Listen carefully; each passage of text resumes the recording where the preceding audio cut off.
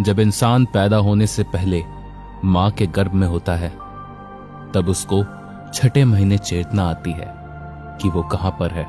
फिर वो वहां पर महाकष्ट भोगता है। ऊपर को पैर, नीचे को सिर होता है। जेर लिपटी होती हैं। गंदा रक्त आसपास लगा होता है। माता जो खट्टा मीठा खाती है, मिर्च युक्त भोजन खाती है, उसकी जलन बच्चे के शरीर पर जख्म पर नमक की तरह कष्ट पैदा करती है।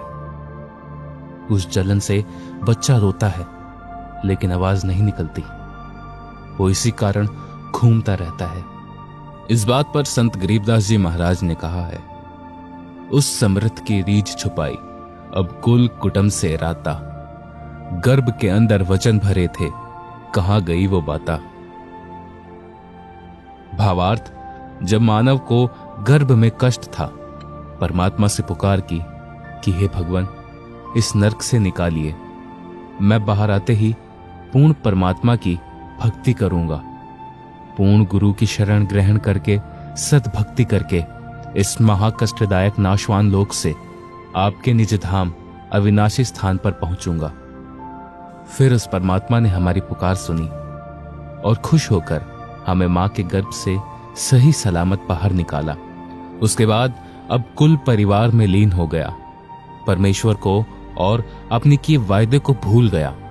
आज हम सब अपने मुख्य उद्देश्य को भूलकर यहाँ की मायावी दुनिया में फंस गए और परमात्मा को भी भूल गए।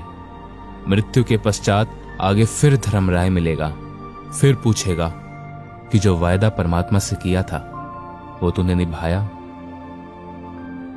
फिर आप कहोगे कि गलती हो गई, मुझे एक मौका और दीजिए, एक जन्म मनुष्य का और दे दो, अब की कोई गलती नहीं करूंगा। धर्मराय यह बात सुनकर तंग आ चुका होगा और उसको पशु बनाएगा, बैल तथा गधे की योनि भोगेगा। यदि सच्चे सद्गुरु की शरण लेकर साधना करते तो सर्व पाप कर्म समाप्त हो जाते और सत्यलोक में निवास होता, परमात्मा के पास निवास होता। सोचिए।